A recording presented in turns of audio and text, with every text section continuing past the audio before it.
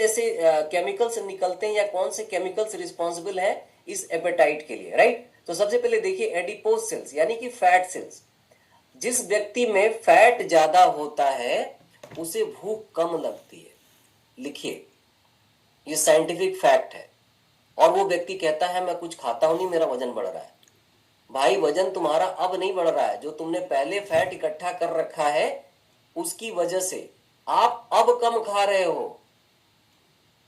मेरी बात समझ रहे? फैट सेल्स तो ऐसे नहीं बने ना। फैट क्यों बढ़ा? आपने जो खाया उसकी वजह से फैट इकट्ठा किया। अब आप कम खाने की प्रैक्टिस कर रहे हैं मगर हो नहीं पा रहा है। भूख कम लगती है उसको, और उसको लगता है कि मैं कुछ भी नहीं खाता हूं, मेरा वजन बढ़ रहा है। सुना है कि नहीं सुना है? अब मैं हवा भी पी लूं, मैं सूंघ लूं, ये अरे बाप रे कितनी बातें होती हैं। अब नहीं, पहले का कर्म है ये जो पहले किया आपने।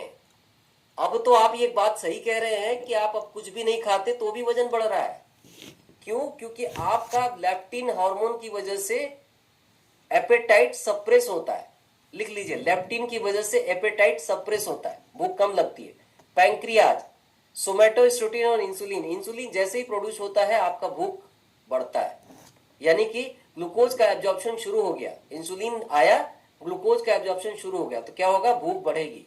ग्लूकेगान, जब आपका इंसुलिन नॉर्मल हो जाता है तो ग्लूकेगान निकलता है, उससे एपेटाइट का सप्रेस हो जाता है। फिर देखते हैं हाइपोथैलेमस की बात करते हैं।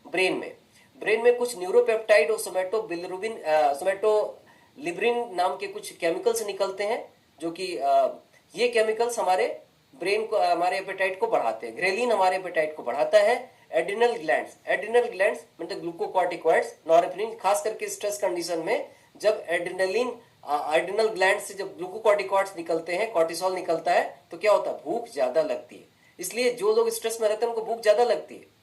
ऐसे ही अगर हम आप बात करें एक और ऑर्गन की, वो है हमारा, जैसे मेल में टेस्टिकल्स और ओवरी में, फीमेल में ओवरी, इससे एस्ट्रोजन निकलता है। तो ऐसे टाइम पे आपको भूख कम लगती है, राइट। एस्ट्रोजन की वजह से भूख हमारी कम होती है। ये बहुत सारे केमिकल्स हैं जो हमारी भूख को गवर्न कर रहे होते हैं।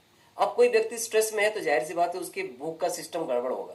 कोई व्यक्ति डायबिटिक है, उसके भूख का सिस्टम गड़बड़ होगा। कोई किसी का हाइपोथैलेमस में वो केमिकल्स नहीं निकल पा रहे, उसकी वजह से उसका भूख का सिस्टम गड़बड़ होगा। किसी को हार्मोनल चैलेंज आ रहा है, एस्ट्रोजन का लेवल अप एंड डाउन हो रहा है, तो उसको भूख का प्रॉब्लम होगा, राइट। तो खाली स्टमक भूख को जनरेट करता है। तो ये सारे इन्फ्लुएंशियल फैक्टर है। और